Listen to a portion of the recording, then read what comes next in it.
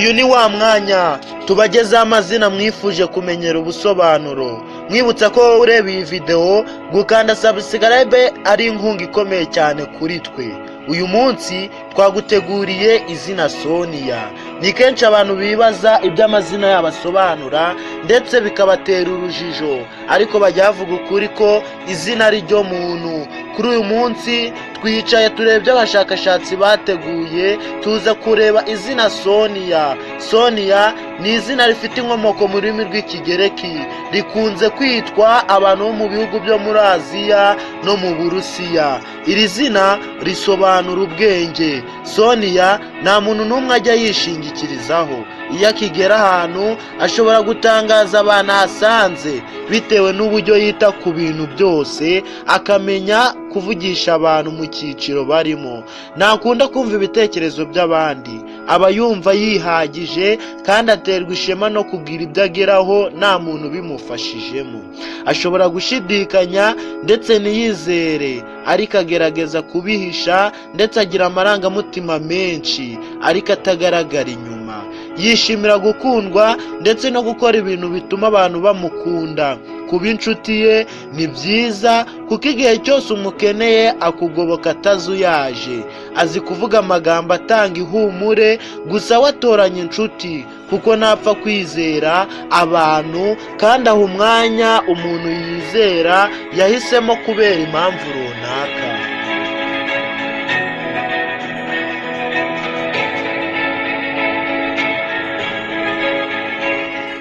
Sonia akunda akazi, gusa nanone akazi ke kagenda neza ari uko afite umubano mwiza n'abantu bakorana nabo, abo mu muryango we ndetse by'umwihariko n'umukunzi we. Iyo akiri umwana, Sonia agira ubwigunge kandi ntapfa kuvuga uko yiyumva.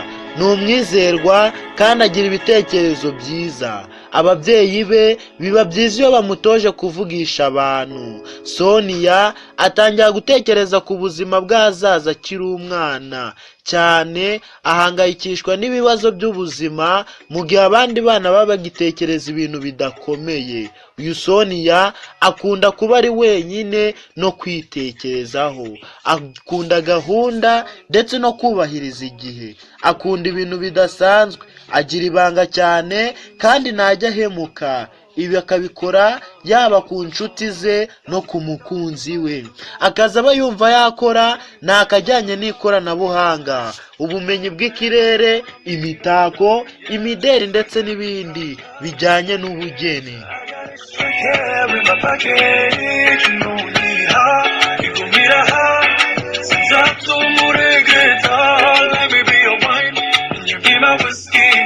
Baby, whenever you're hungry, I'll be your snack.